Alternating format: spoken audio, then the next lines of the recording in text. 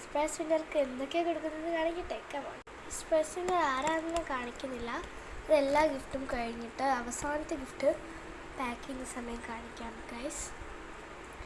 ഇത്രയും ഗിഫ്റ്റ്സാണ് ആൾക്ക് കൊടുക്കുന്നത് വെച്ചാൽ ഇത്രയേ ഉള്ളൂ. ഇത്രയും ഗിഫ്റ്റ്സ് നമ്മൾ ആൾക്ക് കൊടുക്കുന്നുണ്ട്. നമുക്ക് നോക്കാം എന്തൊക്കെയാണെന്ന്. എനിക്ക് ബോക്സൊന്നുമില്ല പൊതിയാൻ, അപ്പോൾ ഞാൻ ഈ പ്ലാസ്റ്റിക് കവറിലാണ് പൊതിയുന്നത്. നമുക്ക് നോക്കാം എന്തൊക്കെയുണ്ടെന്ന്. ഫസ്റ്റ് തന്നെ നമുക്ക് ഇവിടെ ഒരു സൺഫ്ലവർ വരുന്നുണ്ട് ഗൈസ്.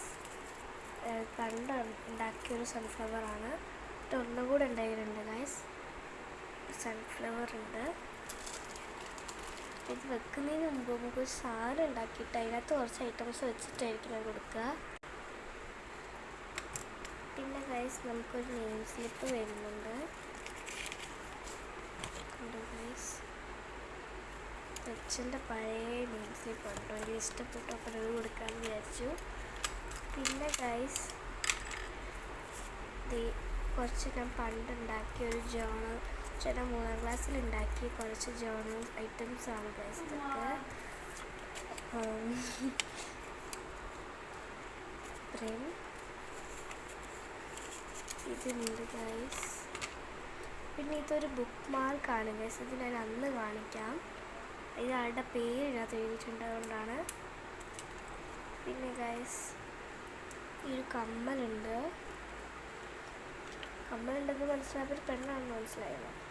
ഈ ഒരു കമ്മലുണ്ട്. പിന്നെ ചോണലിൻ്റെ കൂടെ യൂസിൻ്റെ സാധനം ഉണ്ട്. പിന്നെ ഒരു ചാടിപ്പോകുന്നൊരു യൂണിക്കോൺ ഉണ്ട്. യൂണിക്കോണിൻ്റെ സ്പോഞ്ചാണ് കേട്ടോ.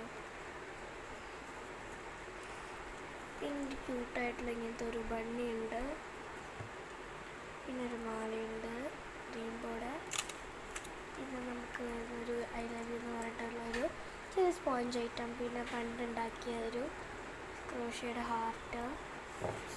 പിന്നെ 2 colour sketch pens, pink colour heart, അല്ല പിങ്ക് കളർ ഫ്ലവർ.